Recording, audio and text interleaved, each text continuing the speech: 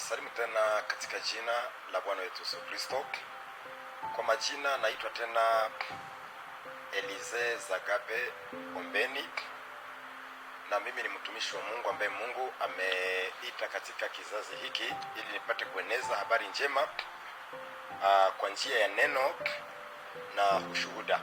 Mkutano mkubwa kwa ajili ya kufanya shukrani ya kanisa letu na kwa ajili ya kuweza kuombea madhabahu yetu.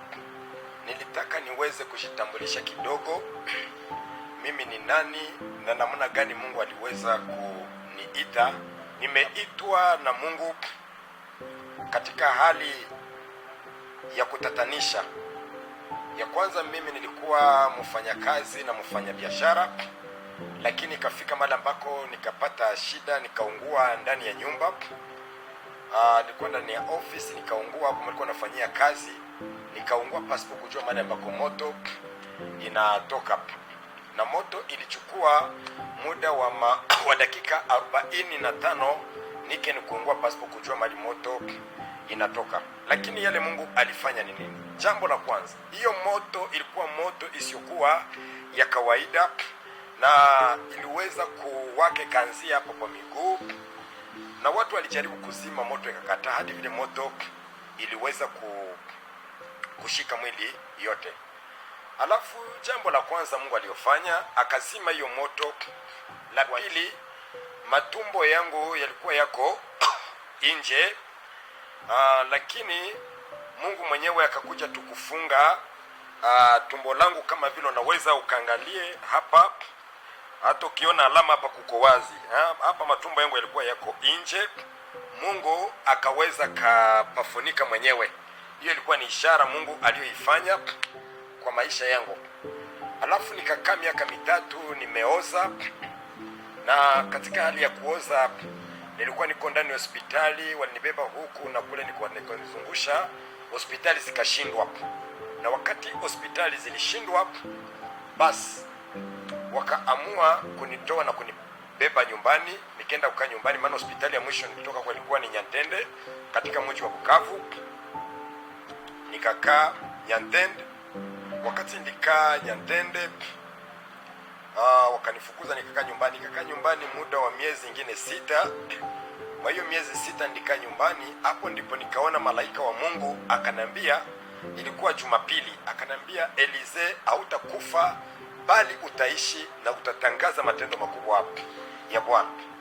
Nikajaribu kushika yule malaika aliyenikuja kunitembelea, maana alikuwa ndani ya chumba mwenyewe, lakini yule malaika akaniponyoka. Akarudi mara pili akanambia, Elize, hautakufa bali utaishi na utayasimulia matendo makubwa ya Bwana. Mwishowe akaniambia niangalie katika Zaburi ya 118 mstari wa 17. Nikasoma hapa, inasema kwamba sitakufa bali nitaishi, nitatangaza matendo makubwa ya Bwana. Malaika akaenda, lakini ilipofika siku ya pili, ni hapo ndipo niliweza kupokea uponyaji wangu, maana mama yangu alikuwa akinishughulikia, akinilinda na kunitibu, na kutoka siku hiyo nikakuwa nimepona kwa njia ya muujiza. Sasa wakati nilipopona, Mungu akaanza kufanya ishara kama unavyoona katika picha hii. Kama unavyoona katika picha hii hapa, utaona kweli kama vile nilikuwa nimeungua, nilikuwa nimeoza, nilikuwa nimeungua, unavyoona katika picha hii. Alafu kati ya mambo makubwa ambayo Mungu alifanya kwangu, ya kwanza ilikuwa ni kuniponya. Hiyo madonda ikakauka pasipo tena nguvu ya madaktari. Ama nitangulia kusema, alifunga kwanza matumbo yangu, haikuonekana tena. Ya pili, akakausha madonda pasipo nguvu za madaktari. Alafu jambo la tatu, nilikuwa niko kiwete, singeweza kutembea, nilikuwa naanza kutambaa kama mtoto. Lakini Mungu alifanya ishara kama unavyoona kwenye picha hapa. Yani Mungu alihakikisha kafanya ishara, hii miguu ikanyooka tena, na nikaanza kutembea tena kama binadamu wengine. Na wakati miguu ilinyoka, nilikuwa kwenye mkutano Kampala. Hapo ndipo Mungu akanambia kwamba, Elize, leo ndio siku yako ya hii miguu kunyooka. na kutoka hapo hiyo miguu yangu ikanyooka, na leo nitaweza nikacheze mpira, nitaweza nikafanya kila kitu. Alafu ishara ya kufuata Mungu aliyoifanya, nilikuwa siko tena mwanaume ama mwanamke, yani viungo za uzazi zilikuwa zimeungua kama tunavyoona katika picha hii. Alafu siku moja Mungu akaniambia kwamba Elize, utaoa na utazaa watoto. Na mimi nikajiswali, itawezekanaje nioe na nizae wakati viungo vya uzazi hakuna? Lakini Mungu ni wa matendo makubwa. Unapotangaziwa miujiza ya Mungu, elewa kwamba Mungu anaweza, na Mungu anayaweza mambo yote, na ile Mungu anaweza kuyafanya mwanadamu hawezi akayafanya.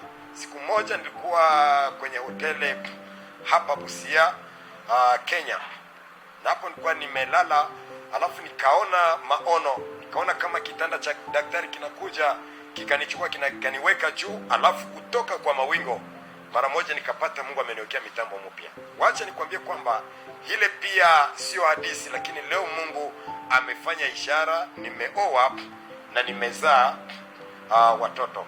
Leo nina mke, nimeoa na nina watoto. So kwa ajili ya hiyo nataka nikualike ndugu yangu mpendwa, ili tuweze kuchangia pamoja kati hii mambo makubwa Mungu aliweza kuyafanya. Kwa nini leo nimekuja kwako ndugu yangu mpendwa kukualika katika siku kuu hii ambayo tuko nayo tarehe 20 tafadhali 31 le 31 ya mwezi wa 5, ambao tuko na hii sherehe kubwa sana. Itakuwa Jumapili ambao singetamani hata mtu mmoja aweze kukosa. Ni kwa sababu Mungu amefanya mengi, yote Mungu aliweza kunena ilionekana kutimia. Mungu akanambia rudi Kongo. Alafu aliponiambia nirudi Kongo, nikamwambia taenda namna gani? Akanambia uende na hii maono. Nikaona maandishi kakuja inaandika born again.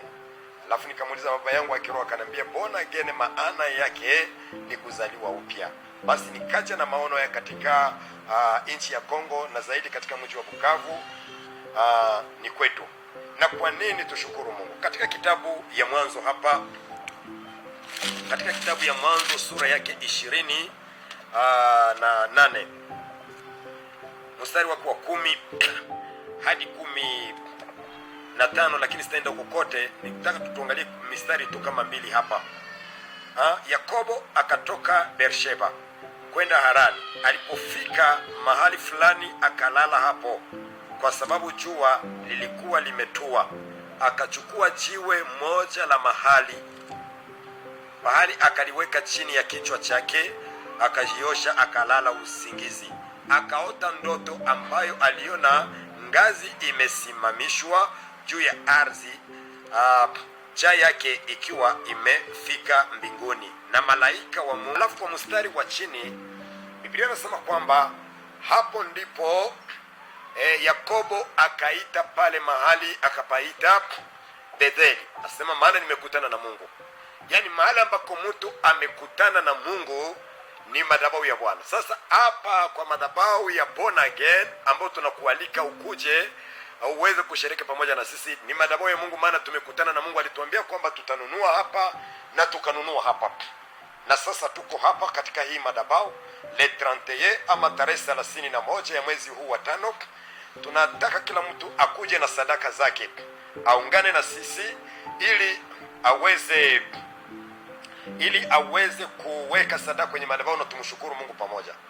Alafu katika kipindi hii Mungu akanambia kwamba wende ukawaambie watu wote waweze kuzaliwa upya, na kila mtu yule ambaye atakuja, na ule mwenye kunisikiza hata sahi, ukasikiza tu sauti, utakuwa umezaliwa upya. Sababu haya mambo Mungu ameyafanya kwa ajili yangu, tayari Mungu pia ataifanya kwa ajili yako, na mambo yako itakuwa imebadilika. Tunahitaji sadaka yako, utaituma. Unapotuma sadaka kwenye hii madhabahu, Mungu atakuwa amekubariki. Unapotuma sadaka yako kwa ajili ya hii sherehe ambayo utakuwa nayo hapa, Mungu atakubariki, atakuinua. Ikiwa Mungu alinifanya miguu yangu kunyooka, ikiwa una ulemavu yoyote ile, na kutangazia kwa jina la Yesu ya kwamba ile ulemavu yako itaisha. Ikiwa wewe ni tasa, umetafuta mtoto miaka ya kutosha na akakosekana, Mungu ataenda kufungua. Ikiwa una nguvu za wachawi zimekushambulia, na kutangazia kwa jina la Yesu, zile nguvu za uchawi zitakuacha. Mungu aliyenipigania na kunitoa katika hii tanuru la moto ni yule Mungu ambaye ataenda kukupigania. So tunakukaribisha katika ile sherehe ya 31 ya mwezi wa 5 mwaka 2006. Usikose kuandamana na sisi. Utaleta sadaka yako, na wewe utaweza kujiswali utatumaje sadaka yako.